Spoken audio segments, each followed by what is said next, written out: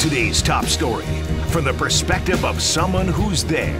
You are looking live. This just in. Not my beat.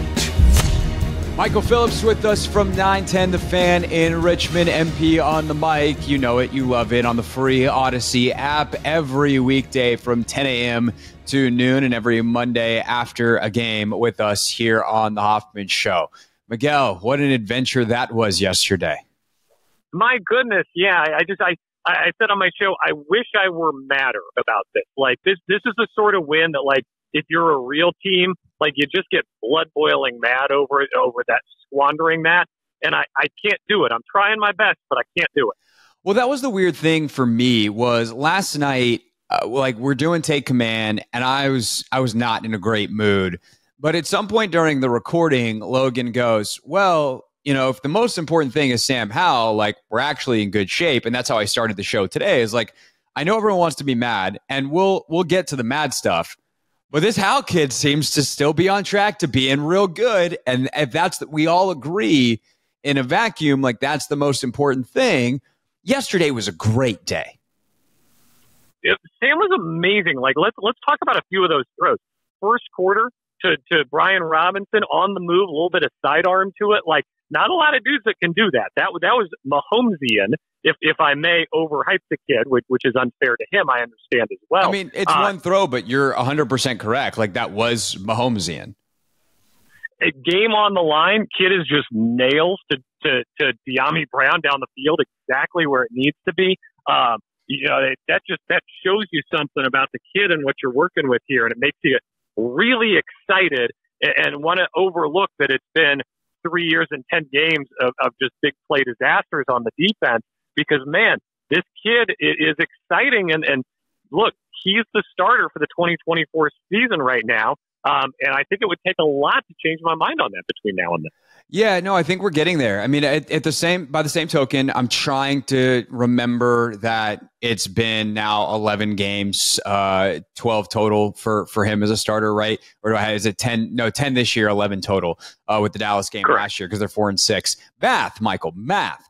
I was told there would be no math. Yeah, no, that there shouldn't have been, and that's why we're here stumbling over our words and our numbers. But alas, like, if he stinks up the joint for the last whatever number of games, then Sure. that still is Sure. on the table. But, like, I just don't see that. I don't think that's going to happen. Like, that's the thing. At this point, I'm safely in a place where I'm like, yeah, could it? Sure. Do they have to make any declaration now?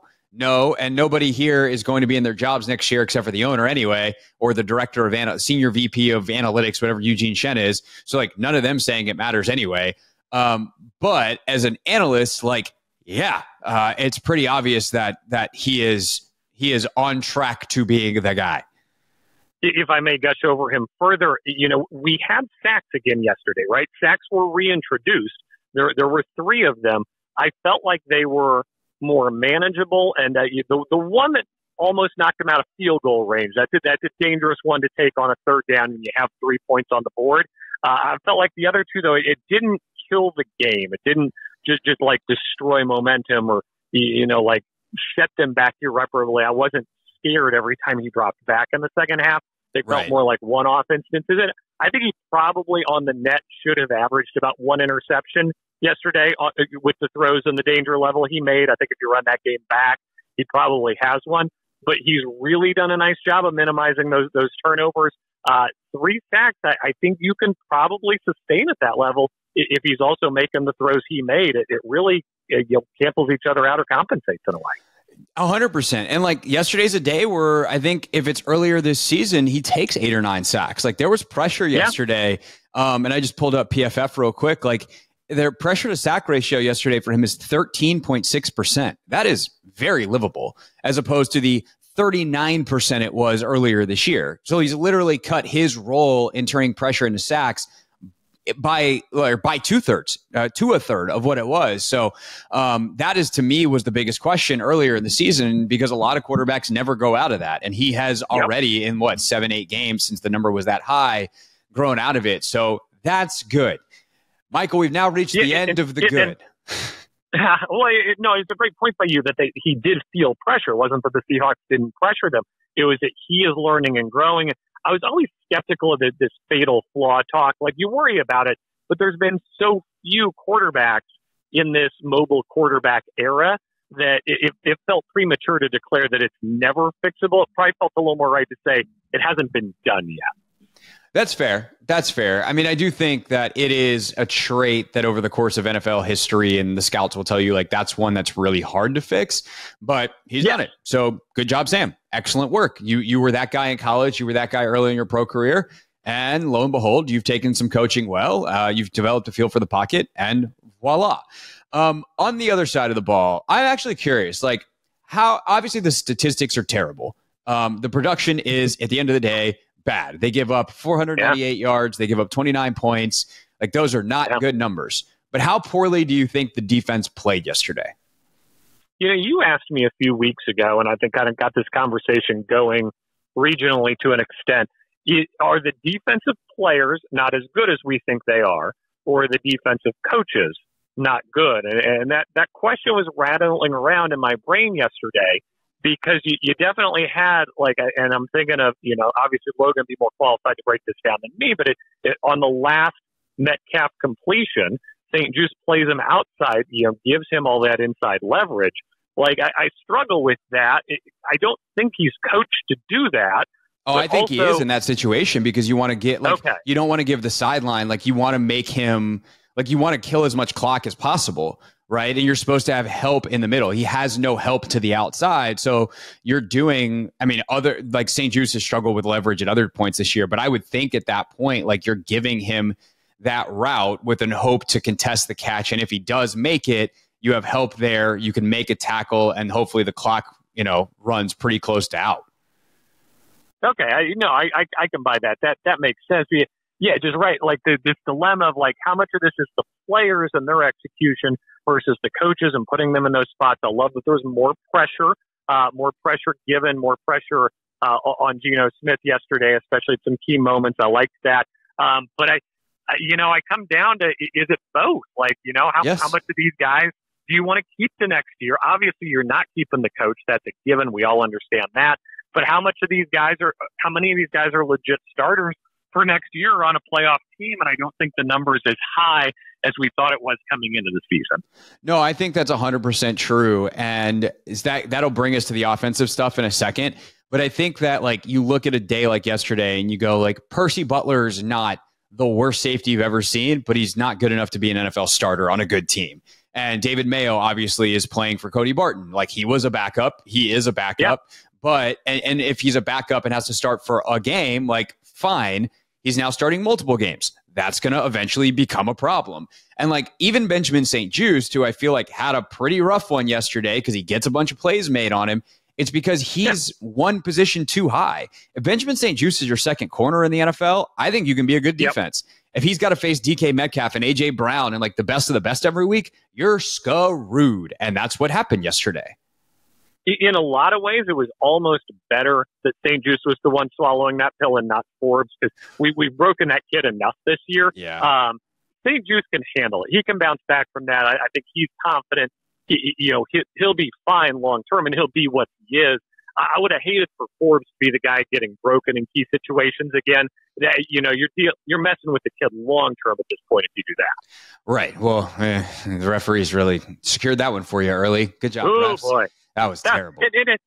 Dude, come, like, a minute and a half later, New York radio's in. Like, this whole New York thing, I get where they're coming from, and Mike Pereira has called for this for years, for the Sky Judge, right, for a guy to be able to see it on TV, radio in, get the call changed right away so you don't have to deal with the stupidity of the replay system. But what a terrible time to invoke that and use that, just as it was 2 weeks ago when they radio in that Dotson didn't catch the pass, when we had nothing resembling conclusive evidence. The thing I said on my show, though, is the game's not rigged. Don't tell me it's rigged. You know it's not rigged. You know how I know it's not rigged, Craig? Because the guy they tossed was Emmanuel Forbes. Like, if you're going to try to rig a game for the Seahawks, maybe toss somebody else. Yeah. Sam Howell, illegal something. Goodbye. Yeah, no. I think the thing that's, like, I think that's so frustrating about this one yesterday is, like, you read Nikki does a great job, as she always does as the pool reporter, like, going to talk to the referee. And the guy, they're like, oh yeah, he launched and led with his head. Like there's no play on the ball. And it's like, don't tell me that. No. We saw the video. No. Like, what are you talking about? Like that to me is the crazy thing. I like the process. I like the fact that there is someone somewhere with a TV screen that can go like, yeah, let me look at this and like get it correct. Why can't that person seem to get it correct with any regularity? Like that person should never miss. You're a professional official who's looking at a freaking slow motion replay. How hard is it? The other reason you should never miss is because you don't have to say anything, right? When in doubt, just stay silent. There's referees there. It's their job. They're handling the game. You should only interject when it is obvious and blatant. And that's not what happened here. Nikki, by the way, I do think leads the league in pool reports. That's an unofficial statistic, but I'll bet it's her. I think she's got to be up there. We'll have to check with PFF on that. I think they track those things. Michael Phillips is with us, 910 The Fan in Richmond. Of course, also writing in the Washington Times, so you can catch his written work there. Listen to him on the free Odyssey app. So, Michael, if we accept that this defense is just not very good, to me, that means the offense has to play differently. The offense has to find a way to support the defense. I think they have failed to do so. Is that an undue burden on the offense, or are you in agreement with me here? Well, if your goal is to make the playoffs and win games, sure. It feels almost like the offense is chasing a different goal here of long-term development. And nobody likes to hear that, right? Because these games are also important and you play everyone to win. It does feel like a lot of Eric Bieniemy's play calling has been calling to develop and not calling to win, which there's a distinction there. So I think you got to define what you're after before you decide how you want to chase it necessarily. I was very encouraged by going to the run late. And so there's the question, right? How much of that is they went to the run and it worked because they haven't run and they were surprised? And how much of it is that's sustainable and that could work? I definitely broadly agree with you. I just think for Monday, for Misery Monday, for reaction time right now, here as we talk about this Monday evening, I just think that my immediate gut reaction is the defense is bad. So the takeaway is time to clean house. Let's go get everybody out of here, as opposed to like, what can first-year coach Eric Bieniemy and first-year starter Sam Howell do to prop up Jack Del Rio and Ron Rivera, guys who have had 4 years and picked the groceries here and aren't cooking a good dish with them. No, I mean 100% on the big picture in terms of like that meal has been made. But I don't disagree with you on. Yeah, I don't disagree with you on the small picture though. Like, especially like, and you know, I'll do the radio move. It's a must-win game this week. The Giants are so bad, so bad. You can't let the Giants have your number in this one against Danny DeVito or whoever their quarterback is. You can't do it. This is it. And so this would be the week to take that advice to heart and say, look, let's shelve the development. This is a football game we got to win. And then we can get back to doing what we do. Yeah, I would just question, though, is that actually the best thing for development? Because they hit a super slog in the middle of that game yesterday when they get super one-dimensional, and it makes Sam's job impossible. And, like, the receivers can't do anything. The safeties are just sitting over top of everything. They start to get a little bit more pressure, like Sam's under duress. And that's the thing that I think has killed me all year is I don't disagree with you that if I'm purely calling for development versus trying to win the game, it's going to look a little bit different. But I actually don't think they're that different. And I don't think EB and Ron, to the extent that Ron's involved in this, are doing Sam any favors. Just like call a game where he can go be successful. That's how you develop a quarterback. There's no quiz. There's no bonus points later because 3 years from now, he threw 2 extra passes in bad situations. Like, that's not going to be the difference in his development or not. Just let him be good. Like, that would be great. And I don't think they're doing a good job of setting him up for that. And as a result, it's having a negative impact on the team at large. I'll nod along with that to a large extent. I think you've got the black and white of this, which is Sam Howell, I think right now, has proven he deserves a chance to be the quarterback next year. I think we all agree on that. Obviously, things could change, but he's done enough. Ron Rivera has done enough, so he doesn't get to be coach next year. That's all. That's finite. Eric Bieniemy exists in this gray area of like has done some things. Is he should he be considered for coach next year? Sure. Is he like a home run pick? Not really. You wouldn't want to saddle a new coach with having to take him at offensive coordinator, but it'd be kind of nice if he considered it. Maybe it's a very gray area on Bieniemy and the play calling. I will say something nice, though, to finish this thought, and that is I love throwing the ball to B-Rob. He's got great hands. He's got great vision. I think he's a real underutilized asset in that pass-catching role. He's got a nice feel with Sam Howell, too. I agree with that. I think it's thanks, Sam, for that. And by and large part, because a lot of that stuff is like off schedule. Let me find. I mean, the two ones down the sideline, like that's not by design. But EB did give him that nice choice route at one point that he took inside as like an angle route. So that was really nice from B-Rob. Like I would like to see that more. But yeah, he does feel Eric Bieniemy does feel like he's the one most up for evaluation. But also, I don't know what you're evaluating him for because, like you said, I don't want to hire. Let me put it this way: this is an off-season thing, but like we'll wrap up with this bigger thought. Like I want to hire an offensive head coach. The reason is if I want that person to pair with Sam because I think Sam's the guy. Which, if I had to make a decision now, easy, yes, he is. I don't want to lose Sam's guy, and so if you go hire a defensive head coach and be like, hey, you can keep EB. They go have an awesome year next year. EB's getting head coaching looks, and he might not be here very long. And so I would much prefer bringing in Ben Johnson, Bobby Slowick, like pick your guy, and having that person be the guy. And that person's probably not keeping Eric Bieniemy. So that's kind of I know that's looking way down the road, but like that's kind of where my head is on that topic, that decision, that whatever right now. Dude, looking down the road is far preferable to looking back at what happened yesterday, especially defensively. Like, I just don't want to, I turned the TV off and I wasn't mad. It's like, what do you expect? What do you expect from these guys? There were 51 seconds left and we all knew they were going to lose the game. I devoted so little of my show today to whether they should have gone for two because it just doesn't matter in the end, honestly. When you just know whatever happens, they're going to go get a field goal. And that's why we're having these long-term discussions, because I am excited about the future of this team. I am excited for the salary cap space. I am excited for Sam Howell. I think Eric Bieniemy is the most question mark part of whether you're excited for the future or not. So I think it's a very intriguing topic. Well, you're welcome on the rest of your week of radio, because it sounds like you're going to run with it. Hey, we got a good week down here. We have VCU basketball back on Wednesday. College game day coming to JMU. Craig, dude, JMU football all week, every week. Fired up for that. We love our Duke listeners, and what a great time to be on that. So their coach, Kurt Signetti, is a Saban guy. We play the clips every week. He's such a Saban knockoff. It's fantastic. He's going to be so mad game day is there. We'll get good mileage out of that. That is hilarious. Saban winds up doing more media than anyone, but he just gets super mad about it. He's like, media, this, whatever, that. And it's like, dude, you do McAfee Weekly. You're always on College game day. And the second your team's not in a college football playoff game, you're on to the game day set. What are you talking about, bro? Get out of here with that. College is just the most fascinating world. Like I moved from covering college to covering pros, and like everything is different on the other side of that ledger. Yeah, I'm very happy on the pro side. Although it does mean currently I primarily talk about the Commanders and the Wizards, and what a living that is. Hey, at least the Caps are good.